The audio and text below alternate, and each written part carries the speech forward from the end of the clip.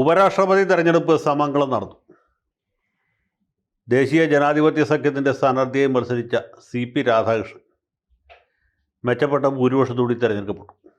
അദ്ദേഹത്തിൻ്റെ വിജയം നേരത്തെ തന്നെ സുനിശ്ചിതമായിരുന്നു. കാരണം BJP നയിക്കുന്ന ദേശീയ ജനാധിപത്യ സഖ്യത്തിന് ലോക്സഭയിൽ മാത്രമല്ല രാജ്യസഭയിലും മേൽക്കൈയുണ്ട്. പ്രതിപക്ഷ പാർട്ടികളുടെ മഴവിൽ സഖ്യമായ ഇന്ത്യക്ക് അവരെക്കാളും വളരെ കുറഞ്ഞ സീറ്റുകൾ മാത്രമേ ബാക്കിയുള്ളൂ.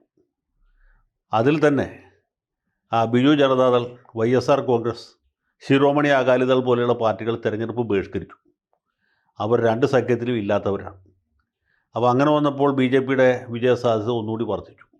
പിന്നെ വല്ല തെലുങ്ക് ദേശമോ അതല്ലെങ്കിൽ ഈ ഷിൻഡയുടെ ശിവസേനയോ അതുമല്ലെങ്കിൽ നിതീഷ് കുമാറിൻ്റെ പാർട്ടിയോ വല്ലൊരു കാല് വാരാനുള്ള സാധ്യത, അങ്ങനെ ഒരു സാധ്യത താരതമ്യേന വളരെ വളരെ വിദൂരമായിരുന്നു. അതുകൊണ്ട് തന്നെ പ്രതിപക്ഷ സ്ഥാനാർത്ഥിക്ക് ജയിക്കാനുള്ള സാധ്യത വളരെ കുറവായിരുന്നു. അദ്ദേഹം സ്വാഭാവികമായിട്ടും പരാജയപ്പെടുകയും ചെയ്തു. ക്രോസ് വോട്ടിങ്ങും അങ്ങനെ അത്ര അധികം നടന്നതായിട്ട് തോന്നുന്നില്ല. എന്തുവാട്ടെ, ഏതായാലും CP രാധാകൃഷ്ണനാണ് നമ്മുടെ അടുത്ത ഉപരാഷ്ട്രപതി. ഇന്ത്യയെ സംബന്ധിച്ചുള്ള ഈ ഉപരാഷ്ട്രപതിക്ക് അത്ര വലിയ പ്രസക്തിയോ പ്രാധാന്യമൊന്നുമില്ല. അദ്ദേഹത്തിൻ്റെ പ്രധാന ഉത്തരവാദിത്വം രാഷ്ട്രപതിക്ക് പകരം അല്ലെങ്കിൽ രാഷ്ട്രപതി നിർദ്ദേശിക്കുന്ന സാഹചര്യത്തിൽ വല്ല വിദേശ രാജ്യങ്ങളിൽ സന്ദർശനം നടത്തുകയോ അതുമല്ലെങ്കിൽ രാഷ്ട്രപതി ഇല്ലാത്തപ്പോൾ അദ്ദേഹത്തിന് പകരം ചുമതല വഹിക്കുകയോ ഒക്കെ മാത്രമാണ്. രാഷ്ട്രപതി മരിക്കുകയാണെങ്കിൽ ഇദ്ദേഹം ഓട്ടോമാറ്റിക്കായിട്ട് ആക്ടിംഗ് പ്രസിഡൻ്റായിട്ട് മാറും. അങ്ങനെ പണ്ട് VV ഗിരി ആക്ടിംഗ് ആയിട്ടുണ്ട്, പിന്നീട് BD ജെട്ടി ആയിട്ടുണ്ട്. അങ്ങനെയുള്ള സന്ദർഭങ്ങളൊക്കെ ഉണ്ടായിട്ടുണ്ട്. അല്ലാതെ വേറെ പറയത്തക്ക പ്രാധാന്യമൊന്നുമില്ല. പിന്നെ ഒരു ഉത്തരവാദിത്വം, ഒരു പ്രധാനപ്പെട്ട ജോലി എന്ന് പറയുന്നത് ഉപരാഷ്ട്രപതിയാണ് രാജ്യസഭയുടെ ചെയർമാൻ. അപ്പോൾ ആ നിലയ്ക്കുള്ള ഉത്തരവാദിത്തങ്ങൾ നിറവേറ്റാൻ അദ്ദേഹം ബാധ്യസ്ഥനാണ്.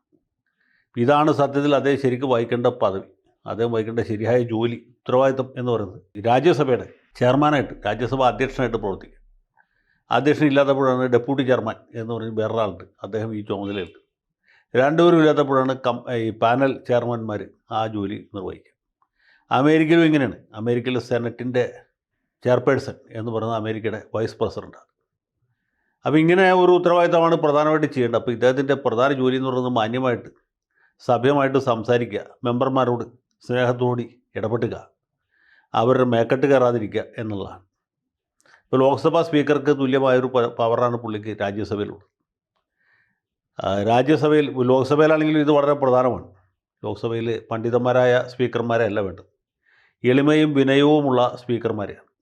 എൻ്റെ അഭിപ്രായത്തിൽ സമീപകാലത്ത് ഇന്ത്യയിലുണ്ടായ ഏറ്റവും മാതൃകാപരമായ പെരുമാറിയിരുന്ന ഒരു സ്പീക്കർ എന്ന് പറയുന്നത് കോൺഗ്രസ് നേതാവായിരുന്ന PS സാങ്മയാണ്. സാങ്മ പിന്നീട് ശരത് പവാറിനോട് NCPയിലേക്ക് പോയി. സാങ്മയുടെ ഒരു ഗുണമെന്ന് വെച്ചാൽ അദ്ദേഹം ഒരിക്കലും ഒരു മെമ്പറുടെ അടുത്ത് ദേഷ്യപ്പെടുകയില്ല. ഈ മെമ്പർമാർ അങ്ങോട്ട് ദേഷ്യപ്പെട്ടാലും പുള്ളി പുഞ്ചിരിച്ചുകൊണ്ടിരിക്കും. വല്ലാണ്ട് ദേഷ്യപ്പെട്ട് കഴിഞ്ഞാൽ പുള്ളി ഒന്നുകൂടി വിടർന്ന് ചിരിക്കും.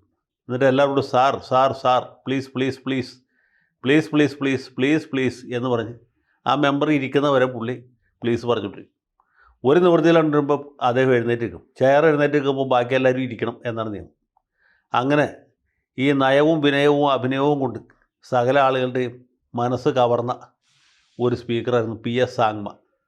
അതുപോലെ തന്നെ ബാലയോഗിയും പ്ലീസ് പ്ലീസ് പ്ലീസ് പ്ലീസ് കൊണ്ട് അവസാനം വരെ കഴിഞ്ഞു പോയ ആളാണ്. അതേ പോയിട്ട് നമ്മുടെ മഹാനായ സോമനാഥ് ചാറ്റർജി വലിയ പണ്ഡിതനാണ്, ചിന്തകനാണ്, ഭരണഘടനാ വിദഗ്ധനാണ്, പാർലമെൻ്ററി നടപടിക്രമത്തിൽ വലിയ അവഗാഹമുള്ള ആളാണ്, ദീർഘകാലം മെമ്പറായിരുന്ന ആളാണ്. അദ്ദേഹം സ്പീക്കറെ കഴിഞ്ഞപ്പോൾ എന്ന് വെച്ചാൽ പുള്ളിയുടെ ആ പാണ്ഡിത്യവും പ്രാമാണ്യമൊക്കെ എടുത്ത് ബാക്കി മെമ്പർമാരുടെ നെഞ്ചത്ത് പ്രയോഗിച്ചു. അവസാനം മാർക്സിസ്റ്റുകാർ വരെ പുള്ളിക്കെതിരായി. ഈ ചാറ്റർജിയുടെ കാലാവധി കഴിഞ്ഞ് അദ്ദേഹത്തിന് പാർട്ടിയിൽ നിന്ന് പുറത്തായി കഴിഞ്ഞപ്പോൾ ഈ സോമനാഥ് ചാറ്റർജിയെ ചെമ്പൻകുഞ്ഞിനോട് ഉപയോഗിച്ചുകൊണ്ടാണ് നമ്മുടെ സുരേഷ് കുറുപ്പ് മലയാളം വാരികയിൽ ലേഖനം എഴുതിയത്. അപ്പോൾ അത്രയും അസഹനീയനായ ഒരു സ്പീക്കറായിരുന്നു ചാറ്റർജി. ഇത് രാജ്യസഭയിൽ തുല്യനിലയിൽ ബാധകമാണ്. CP രാധാകൃഷ്ണൻ എല്ലാ മെമ്പർമാരോടും സ്നേഹമായിട്ടും സമത്വത്തിലും പെരുമാറട്ടെ.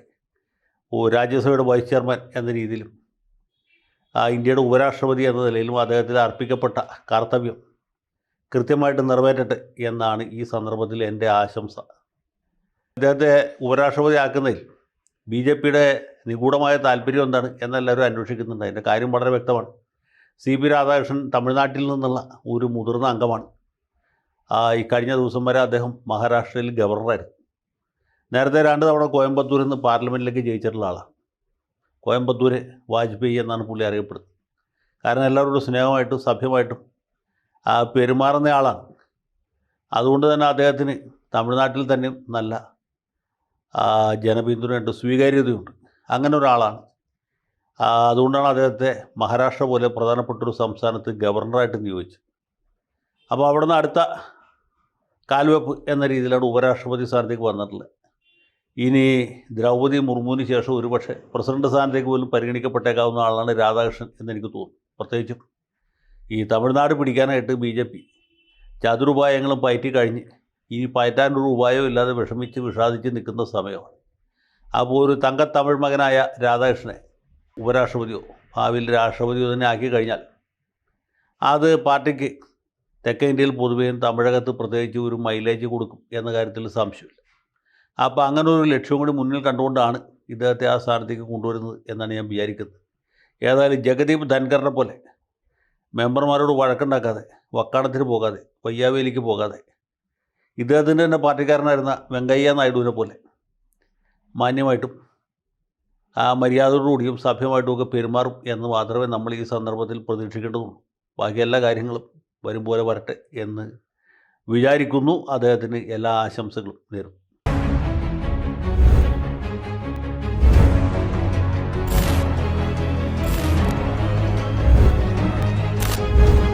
കൂടുതൽ വാർത്തകളും വിശേഷങ്ങളും നിങ്ങളിലേക്ക് എത്താൻ ABC മലയാളം സബ്സ്ക്രൈബ് ചെയ്യുക, ബെൽ ബട്ടണും അമർത്തുക.